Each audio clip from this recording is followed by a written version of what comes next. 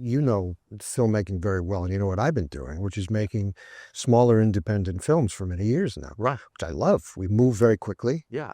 We can make as daring a film as you want to make, Yeah. but you don't have to get a billion people in to see it to pay the bills. We're shooting it like an independent film, but with all these production values. Yeah.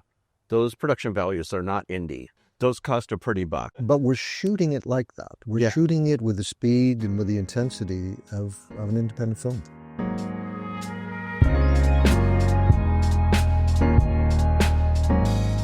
What do you want? We need a word.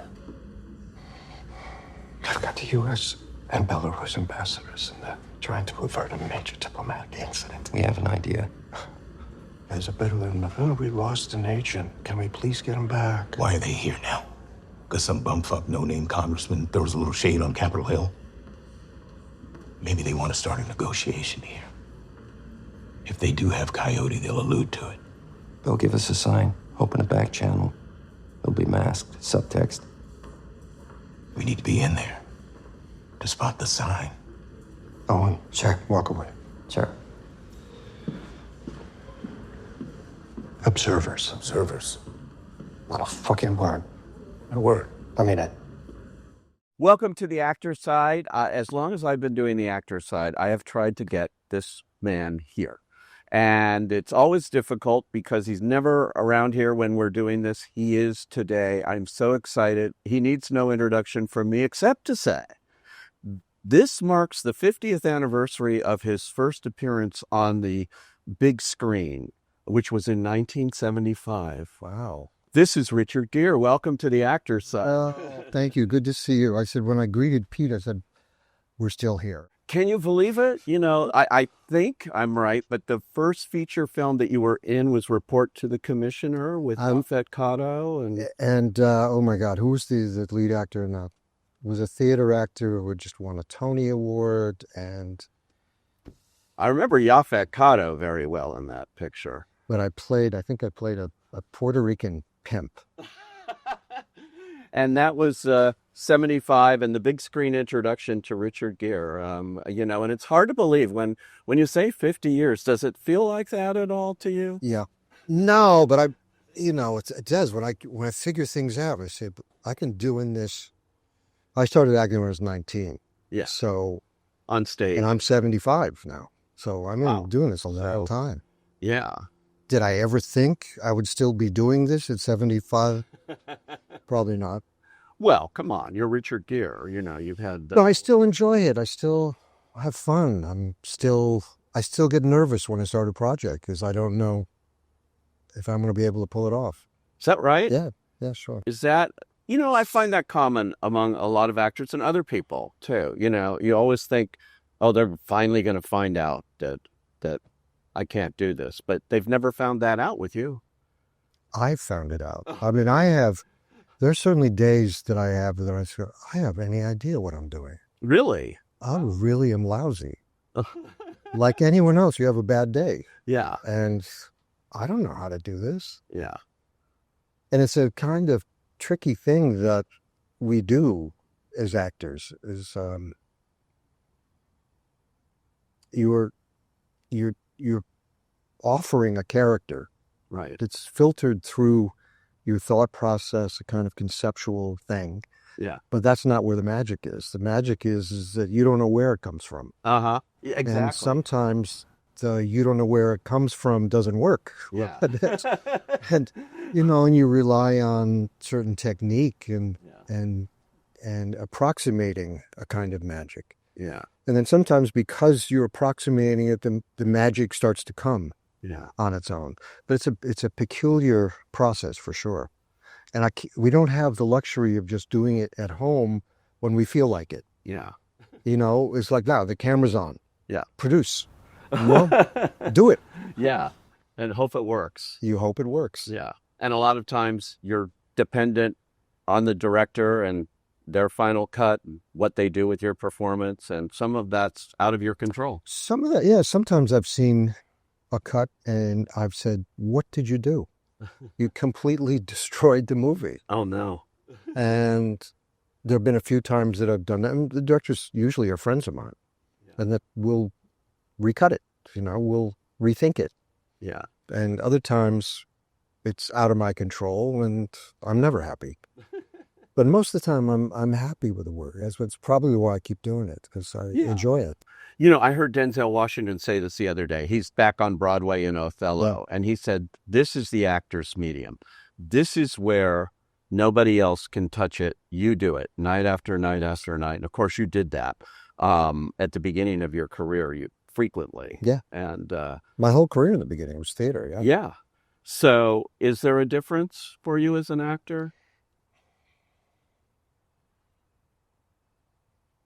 Look, in the end, it's your subjective experience of doing it is the only thing that you're in control of. Right. I mean, I've done theater, and there's a performance that, I didn't feel like I was dialed in. That wasn't happening. Yeah. But, I'm good enough that, the story was being told and, an audience got it. Yeah. And sometimes I think, wow, I was transported in this performance and the audience didn't get it. Yeah. It's a bizarre thing. I just, at this point, it's in the moment of doing it, mostly with other actors. That's where the fun is that there is a spontaneous bounce like we're doing now. This is completely spontaneous. We haven't figured this out in advance where we're going. So there's a sense of life and authenticity to it. And that's really what the camera wants. Yeah, exactly. And you look so good. You look like Richard Gere. You haven't aged ever. Oh, give me a break. Look at you. I mean, right? I've been watching The Agency, and I would say, a lot of times you can tell, actors will come up and they'll, they're just aging or something. You have some sort of... No, I look, I have routines that I do every day. I'm very careful about what I eat, what I think. More importantly, what you think, yeah. It is, it's true. I know. And, so I've been blessed with, we were just talking about my father.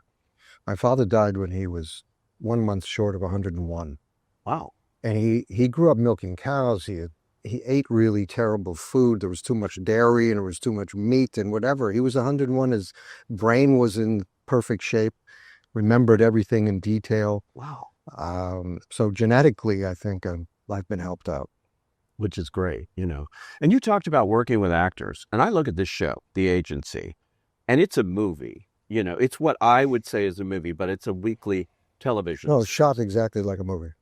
And it's there. You can see it on the screen in the level of actors that they have, in the level of writing. The Butterworths, who are... The Butterworths are really superb. Broadway they've done it all. They don't take on projects like this usually. I was actually shocked when I looked at the credits and saw that they created the series and are writing it. And I go, wow. And they're excited by it. They'll love it. And nice guys. They're really great guys. Very reactive. My wife and I knew the French, Le Bureau. Yeah, it's based on a French series. And a really good series. Yeah. Grittier in some ways than this one. Uh-huh. And the writing's not as good as this. I think our writing is better. Wow. And so when they came to me about this project, and I knew the Bureau. You had never done television except one BBC. I did a BBC thing, which was also really good writing, and it was, I don't know, eight episodes, something like that. Mother, Father, Long. Son. Yeah, exactly. And there is something if you're super involved, it's hard to do on television because everything's moving so quickly. Yeah. To stay super involved, but to explore and evolve characters over a year or 2 years. I don't know how many years I can do this, but a couple of years anyway. There's something to be said for that. Yeah. You're definitely doing a second season. I know that for a fact. Yeah, we start in May. Oh, okay, cool. Because this just went on in December, early December, November sometime. I think it was late November. Yeah, late November. Yeah. And, but has a second season going already. Oh my God, the way, I don't know, should I say the way the first season ended? People have seen it. Yeah. Wow. it has you on the edge of your seat, and where this is going, it's just like, I've had friends of mine in Europe too who were able to get it. I don't think everyone has been able to get it now. okay. Now they will. I think it's going into a bigger system. Yeah, but they're all telling me they just like, what's going to happen? What's going to happen? And it's good that it has that kind of push to it. Yeah. And I'm happy that happens. But the basis of this piece is the characters. Yeah. You know, you're into the thought process and the emotional process of these people, and none of them is completely knowable. Right. Everyone has a secret, and there's a surprise that will evolve over these years of telling the story. It's fascinating, too. Your character, Bosco, is not just a boss that barks out orders and the standard thing you've seen 100 times. No, I told them I didn't want to do that. In movies. We've seen it so much. They'll take a veteran actor, an older actor, sit you behind a desk and go back to you every now and then. That is not this. No, but the process with Butterworths is that they had kind of that character. Oh, really? And it was kind of a stock character. I said, it's kind of stock. And I said, you don't need me for this. Right. You get anybody to do this. Yeah. And they came back a couple months later, had rewritten the whole thing based on the discussions we had. And maybe we could go this way, maybe go that way. So I was pleased with how they reacted and responded and gave some space to make this guy something other than that. I think I mean, he has to be the adult in the room for sure. Yeah. But I think he's got his own issues. I mean, they had one scene where I'm talking about, I forget the context, but I started talking about my wife, Nancy. And I called him up and I said, this is not a guy who's got a wife named Nancy. And if he did, he would never be talking about it. Right. That's not who this is. Yeah. This is someone who lives on a completely fictional plane. Yeah. Of everything's invented. And he came from the streets. Yeah. He was out there. He's So the he spy who knows- came in from the cold. He is the guy. Richard Burton, that movie, He and is all that of guy. that. Yeah. He is that guy. I'm glad you picked up on that. But that's exactly who he is. So he knows what it's like. And he's had his breakdowns. There's Right. no question that he's had his time with shrinks and a lot of introspective time to figure out who he is. But this is what he does. His life is committed to this. But he's not a political appointee. He came up from the streets and he was as crazy as Martian. Yeah. So I think he understands these guys really well. Yeah. Which is so interesting. And Martian, Michael Fassbender, Jeffrey Wright in this, Jodie Turner Smith, and beyond that, John Magaro, who's It's not terrific. Yeah. so good in so many things now. Harriet, who was fabulous in Licorice Pizza. I go like, who is this? These actors you've never had. Every one of them is terrific, and we're able to. If we couldn't move fast, we wouldn't be able to have the scale. Yeah. So we have scale and speed at Yeah. the same time in the filming process. But these are all racehorses, every one of them. And those are sets that they built for Yeah. this, right? That's an incredible. Look, I came to London, and I got there some in the middle of the night, but I wanted to get to the set. Yeah. And it was closed down, so the security guy opened it up, and I had the light from my camera or my phone, and I'm sitting there. I said, "Where's the set?" I said, "This is all the set." I said, "What?"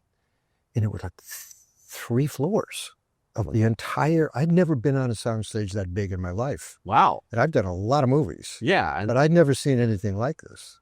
And my own idea of the CIA office in London was much more like slow horses. yeah. I somehow imagined it more like that, but this is like a big corporate building, Yeah. but it's all sets. All of that is sets. That's amazing. Very high tech. Well, props to the production designer on this show because. So you see out the windows, London. yeah.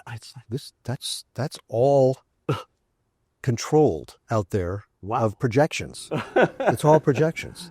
They can dial in rain. They can dial in a shadow. They can dial in time of day. the direction of where the sun's coming from. That's why we're shooting out the windows all the time. That's amazing. Technology today and the way that part of the business. No, that's a wonderful thing. This is, as I would say, on a level of quality of the movies you've done. And by the way, what I love about it too, it's so relevant. It's like right there today, and probably in season 2 will even be more there, because look at what's happening with our intelligence agencies and everything else right now. You know? Yeah, I mean, we started talking about that when we finished the shooting. Already things were changing, and it was if it wasn't completely clear. When did we finish shooting? Was it in October? So we hadn't had the election yet, but it was quite possible that there were going to be major changes. Yeah. And we were all talking amongst us, especially with the writers, and saying, whatever happens, this has to be part of our world this next season. Right. And ongoing. We have to, and especially guys in the CIA, you know, their interaction with the executive class of our government, but also with the State Department, with Congress, it's all of that is relevant and completely about our world, for sure. Wow. I think, thank God for streaming and for this level that's available now, because the feature film business, the major studios, don't seem much interested in character-driven stuff. Maybe 1 or 2 a year, but not what it was. No, the movies that I was making when we were starting, when you were a kid and when I was a kid, Yeah. they were what is now the independent film. But every studio would make 3, 4, 5, 6 of those a year. Yeah. Along with, the tentpole Right. movies. That's completely changed. It's like, I know, I just read something, Minecraft movie based on a video game. Somebody pointed out, studios need to realize that's what audiences want now. When something makes 150 million in 3 days, that's what audiences want. That's not necessarily. No, but there are different types of audiences. Yeah. We're all trying to figure out, how do we make those movies that I made as a kid and want to keep making? Yeah. And I do keep making as an independent. I know. But how can we focus them so that the audience for them, and there is an audience, Yeah. hears about them, has a place to see them on a big screen, Yeah. not just, on their phone. Right. We all want that. Well, they want the communal experience. We all want that. I mean, it's completely different. You can't pause it. Well, now I'm going to go to the bathroom. I'm going to make a sandwich, or Yeah. it's a different experience where you give up control Yeah. to the environment, to Right. the experience itself. I mean, this is taking you, a movie when it's working takes you in the wormhole in your mind Yeah. in a different way that you can never have it. It's It's amazing. watching on a plane or watching at home, and it's different, completely different. Let me ask you about some of those movies that you've done, because I looked at it. I looked at your list, and I'm going like, wow, this is one after another when you started. Starting with Looking for Mr. Goodbar, Richard Brooke. The directors that you worked with. Well, it was funny because the first real movie that I did and was a leading actor in, was Days of Heaven. Yeah. First one I shot. Uh-huh. And that Terry edited for like 2 years. Terry And Malick. then we reshot. It wasn't reshot. We additionally shot some stuff another year later. So that came out after a couple of other films that I had done. Yeah. But that was the first. And I remember coming back from Canada, and it was the day I got back after shooting Days of Heaven, and met Richard Brooks for his film. I know. And Richard was what an incredible force. Did you ever meet him? Oh, I never met him, but I know every one of his movies, and they're amazing. Well, he was like a drill sergeant. I mean, he was like, his hair was like, he had a jumpsuit on, and he was probably my age now, but he had more energy than any 10 men. Yeah. He was just Wow. movie guy, and just loved telling stories, and he had an idea. I mean, it was a good movie, Looking for Mr. Goodbar. It was a terrific film. Very good. That ending is still incredibly powerful. Yeah. But so I was very lucky. I went from Terry Malick to Richard Brooks. And beyond that. But at Good Bar, I remember seeing Good Bar and I said, who is that? Because you just popped. Sometimes somebody comes along and you just go like, who is that? They're going to be a star. You just sort of know it. I knew it with Timothy Chalamet in a little movie called Miss Stevens I saw that nobody's seen. And I said, who's this kid? And that's the kid. And, but. Well, Brooks liked me and he liked that character. So, I mean, he was always challenging me. Yeah. I remember he gave me some very, very good advice. He said, look, Richard, you don't have to give everything all the time. And he said, look, if you don't give me something new in a scene, it's not going to be in the movie. That's interesting. Yeah. And I'd never quite occurred to me that way. Right. How straightforward that is that you've got to bring new information somehow in every scene. Wow. And it's not like you're spoon-footing, putting information out there, but it's a new wrinkle, a new opening, another layer of the onion being peeled away in each scene. There's no point for it. And you've done some that are just like all my wife's favorite movies. I've told you that before. In fact, I made you sign a copy of Pretty Woman's script. Oh my God, yes. Yeah, I remember. Which I got off of eBay, and I don't know if you remember, but you said this wasn't the name of the movie. This wasn't the script. It was called it's 3000. 3000.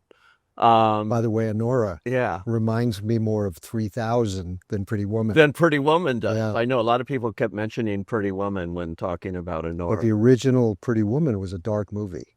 Oh. And she was dumped back on the street. Wow. Yeah. By you? Yeah. Wow. But it wasn't as charming. It was a dark movie. No. And Gary Marshall and Disney at that time, Jeff Katzenberg, said, let's flip this and make some real human charm to it. Boy, what a switch. I mean, amazing. But yeah, you were so nice and you signed it and she has that. And she loved that. And Officer and a Gentleman, these big movies, American Gigolo that you did all in a row that. I was incredibly fortunate. And all of those movies were really good scripts, and they were all, I mean, some of them were fairly new directors. Like I was a new movie actor. Right. But Taylor Hackford, I think, had done one film before that. Before Officer? I think one. Terry Malick had done one film before that. Right. That was right at the beginning for him. And then I worked with these kind of classic guys, Richard Brooks and John Schlesinger. John Schlesinger, one of the best. Which I just watched a few months ago. That's a good movie, isn't it? That was always a good movie. Always a good movie, and it never, for some reason, it didn't click. Yeah, I don't know why. I don't know why either, because it's one of the best movies that I've made. I'm glad you think that, because that was always a favorite. And revisiting it as I did recently, it still holds up perfectly. I remember John, when we had such a success with Officer and Gentleman, John was like a little snarky about it. He felt Yanks, which wasn't a huge success, was a better film than Officer and Gentleman. Wow. Interesting. I mean, the other one, Hachi, which I still love. I wish people would go back and revisit Hachi. That was such a... I know what happened with that. It never had a theatrical release. Yeah. It was, and I didn't know it at the time. The original producer who had the control of the script had sold off the rights. And I didn't know that. I came in as a producer at that point and brought Lasse Hallström in, and he made the movie. Wow. And then when we went to work on the theatrical release, it was I think it was Sony owned the TV rights, and they said, nah, we don't want to do a theatrical. There's no point because we've made our money on it already. Yeah. We sold what we needed to sell. And I said, please, the movies are really good. Put it in a theater. Nah, we don't want. In Europe, huge success. Yeah. In Asia, huge success. I still have people come up to me wherever I am in the world and said, you made me cry so much. It's so much. That movie just holds all of these. I could go on. Chicago, of course. Chicago got you a Golden Globe. On Wikipedia, they have a line in your Wikipedia. I don't know if you've ever read your profile on there. It says, one of the best actors never to have received an Oscar nomination. People would look at this. We've talked about this before, but, I thought you would get it with Norman, which is a small indie movie, but it showed an incredibly different side of your talent too, which sometimes it takes to get people to do this. Well, Norman, I like Norman a lot too. It's one of my favorite films. And Joseph Cedar was the director. Yeah. And Joseph is brilliant, Israeli, and really deep, profound kind of person, an incredible filmmaker. And he brought this to me, and I read it, and I said, "Why me, Joseph?" I mean, there's so many middle-aged, wonderful Jewish New York actors who would kill this. Yeah. They have it in their bones, Right. They would.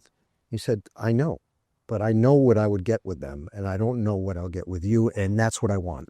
That's fascinating. So I said, did you know what you'd get from you in taking on that role? No, it was a voyage. We worked maybe a year, he and I, off and on, talking about it, doing rewrites, messing around, trying this, trying that.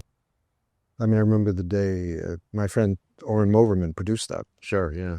And we were trying to figure out how to make me look more like this macha. And we tried all kinds of different things. And then I remember I just came back from India, and a friend of mine was doing a goofy movie in India, an Indian actor friend of mine. Right. And the poster was him with these elephant ears. And I said, "Well, why don't I just do this?" and Oren said, "That's it. That's it." And I love it. we had this makeup person from Saturday Night Live Yeah. who can do things really quick. And she said, "Okay, let me play."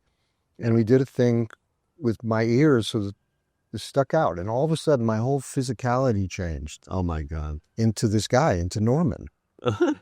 It was so good. It's just it's a character role. It's a wonderful, Oh, for sure, yeah. None of my instincts were there. There's none of my natural instincts are in that character. So I had to find a whole nother way of doing things. Yeah, that's it. I mean, you should have had 1 million Oscar nominations at this point in your career with all these movies. I could keep going on. It's really a remarkable career, and the challenge is still coming to you. I can tell, I still love doing this, and I kind of surprises me that I still love doing it. I don't have to do it anymore. I enjoy it. What do we have coming up? I got some real surprises for you. I'm going to surprise myself. So I'm not done yet. I got a few more. I love it. Well, while we wait for what's coming up next, The Agency can be found on Paramount Plus, produced with Showtime. And season 1 is available all at once. I'm not going to tell you how season 1 ended, but whoa. And can't wait for season 2. This is Richard Gere. Thanks for joining me on The Actor's Side. Thanks, Pete. Always a pleasure. Yeah.